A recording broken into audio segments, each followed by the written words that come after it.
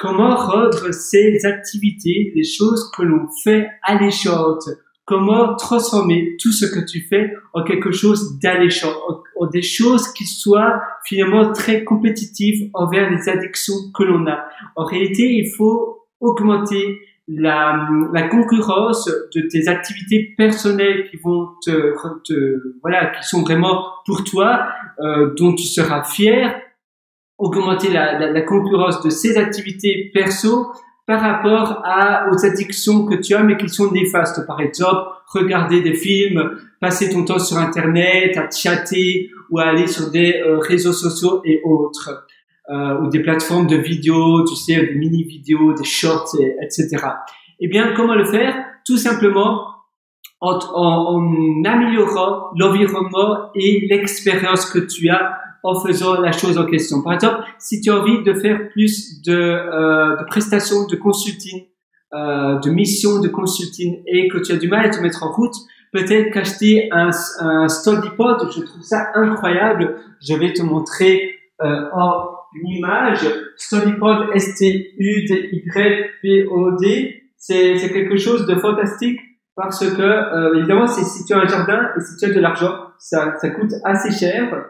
Même très cher, je pense. Bon, évidemment, c'est moins qu'une maison. Oui, c'est moins qu'une maison. Ça coûte les alentours de 10 000 $. Et tu vois, ça c'est les StudyPod. Tu en as plein d'autres.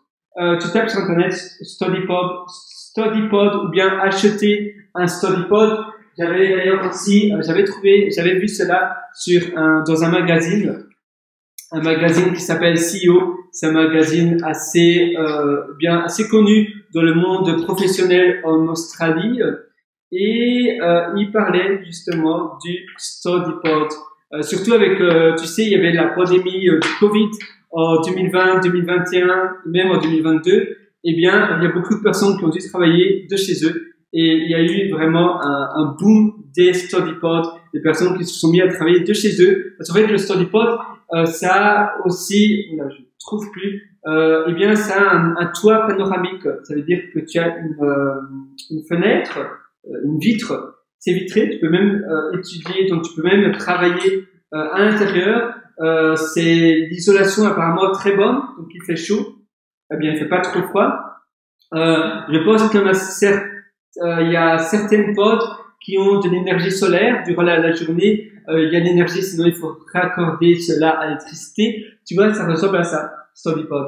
Et là, normalement, il y a une fenêtre et tu peux même dormir à l'intérieur comme ce que je te montrais sur mon téléphone. Tu en as un où tu vois, tu peux mettre un lit. Voilà. Mais finalement, c'est simplement un exemple comme un autre, mais c'est transformer une expérience qui à la base n'est pas super, que tu n'as pas vraiment envie. Peut-être tu peux te donner une récompense après la tâche en question que tu veux faire. Une récompense qui va peut-être être prendre une bière bien fraîche après faire ta tâche, ou bien prendre un frappuccino ou un autre café glacé dans ton café favori. Ça peut être simplement peut-être faire une randonnée, ça ne doit pas nécessairement être quelque chose de payant, ou bien faire aller au cinéma, ou bien aller au théâtre après la tâche que tu dois absolument réaliser. Les récompenses, c'est aussi important. Évidemment, ça dépend de la durée de ta tâche. Si tu as quelque chose de long à faire, tu peux peut-être te réserver un week-end de vacances perso ou avec ta moitié ou avec ta famille, et ça va aussi t'aider à te motiver. Tu peux par exemple couper une tâche qui est assez longue en petits morceaux. C'est-à-dire, si tu veux faire une formation vidéo ou audio, eh bien, si tu as envie que cette formation dure 2 heures, au lieu de passer 2 heures une fois par semaine, et tu vas te dire, waouh, 2 heures à faire cela, c'est énorme. Eh bien, pourquoi pas ne pas la faire, ne pas la couper en petits modules de 20 minutes.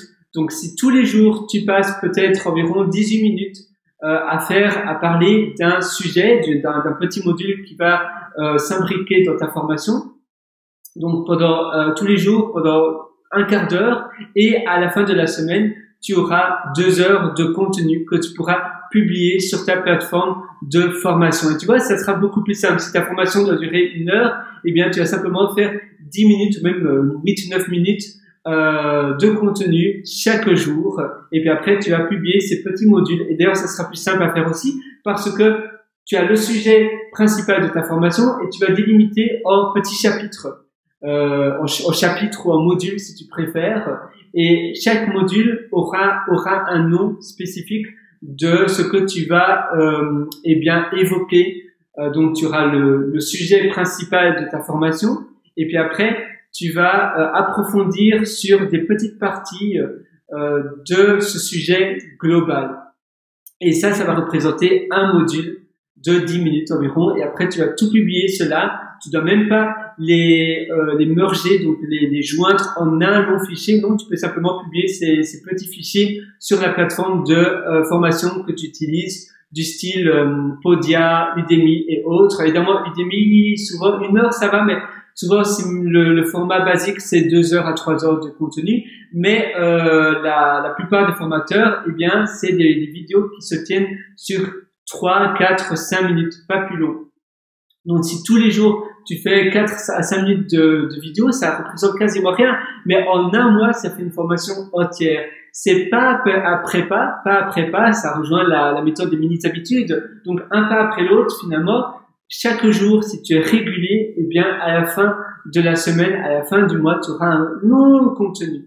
Et ça va te permettre de pas procrastiner parce que finalement, faire 5 minutes de vidéo, tout le monde peut faire 5 minutes de format. C'est assez facile à préparer également.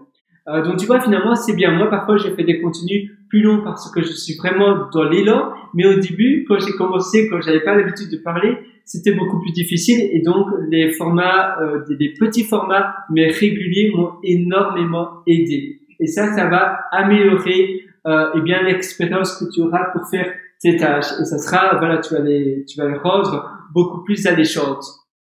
Qu'est-ce que tu peux faire d'autre aussi? Tu peux changer d'environnement. Tu peux faire ton travail dans un environnement différent. Changer d'environnement, ça va te permettre d'améliorer l'expérience que tu auras, de kiffer finalement ce que tu fais, de vraiment apprécier ce que tu fais. Tu vas plus voir le travail comme un travail, mais tu vas voir le travail comme quelque chose de plaisant à faire. Si tu veux aller plus loin, je t'ai concocté des ateliers où je te prends par la main qui sont disponibles sur mon site pierrewriter.com, pierrewriter.com, et là-dessus, sur le menu du haut, tu as un lien qui s'appelle Mes méthodologies. Tu cliques dessus et tu verras plein d'ateliers que je t'ai concoctés avec tout mon cœur pour approfondir chaque sujet avec toi. Sur ce, je te souhaite une excellente journée et passe à l'action.